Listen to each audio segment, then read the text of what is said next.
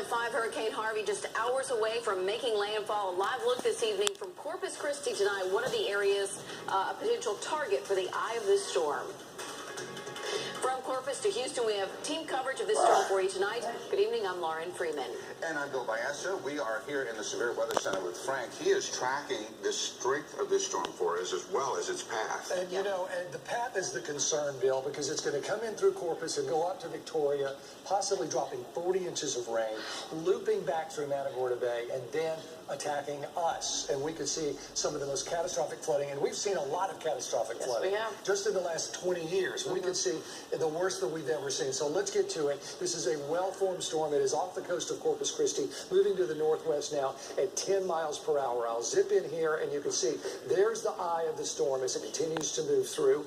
We're looking at 125 mile per hour winds, gusts to 155. This is the first time that we've been hit in the United States by a Category 3 hurricane since Wilma in 2005. Ike was a very strong Cat 2 with 110, but Ike was not a 3. Wilma was, and that was 12 years ago. Gust to 155. It comes in as a 3, settles down to a 1 late Saturday at 1 p.m., 85 mile an hour winds. And look at this loop that it does. That's the concern as it moves Sunday, still as a tropical storm with 70 and 60 mile an hour winds into Matagorda Bay, 45 mile an hour winds at 1 p.m. Monday. So this is basically from Saturday to Sunday to Monday. 2 days of travel in a very short span, maybe 60, 70 miles, and that's what the problem is. The slower it moves, the more rain it is going to drop. Continues to move toward Houston. That's Tuesday at 1 p.m., and you can see what this is doing now. This is the storm way down here in Corpus Christi, bringing plenty of moisture in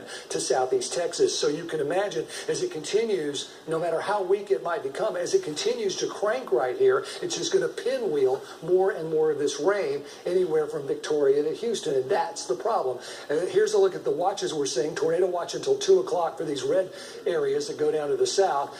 What you see in green, flash flood watches until Monday morning. Those will be extended, I can promise you that. There's a look at the feeder bands that we've seen. We're getting a break in Galveston, but you've already had 2 to 4 inches of rain. Matagorda County, 3 to 5 inches of rain. We have this flood advisory in effect for Galveston County through Alvin and Brazoria County. That's until 6:30. So we're already seeing flooding issues, and this system has not even gotten on land yet. Right now, it's about 41 miles away. Should put it there about 8, 9 o'clock. As it does that, Futurecast continues to bring it right on in to the Rockport area. So that looks like where we will see the landfall for this. The winds currently 20, 30, 48 mile an hour winds. Rockport to 69 as far as gusts are concerned. The spaghetti models aren't doing as much good. So one spaghetti model is the consensus, and that does that loop, and that's what the Hurricane Center continues to pull through. So with that in mind, that very slow motion, we're going to continue to see a very slow steering. And I want to show you this. I want to get to this. This is the European Futurecast for rainfall.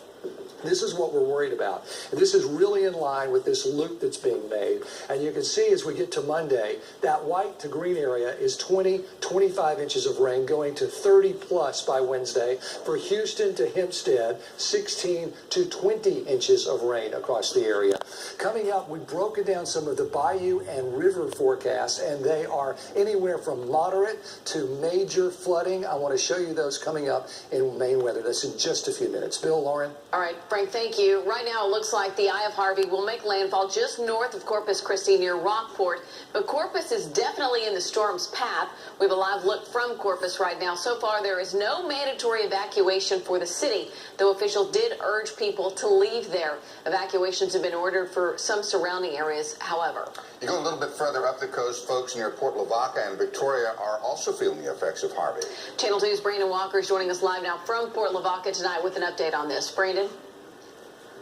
And Lauren, as you can see, the winds from Harvey are picking up significantly here in Port Lavaca. As you can see there, that's Lavaca Bay. And the closer we get to Harvey making landfall, the more we're seeing those white caps pick up and the water rise, the storm surge from Harvey. In fact, forecasters here say that they're expecting as much as 12 feet of water from Harvey's storm surge to wash ashore here. There is, of course, a mandatory evacuation order in effect in Calhoun County. That is expected to be in place place for the time being. Meantime, a little farther north in Victoria, there is a mandatory evacuation order in place. It's been there since yesterday, though. It wasn't until this morning that many decided, hey, look, Harvey's a serious deal, so we need to get our stuff together and get out of town. Right now, we're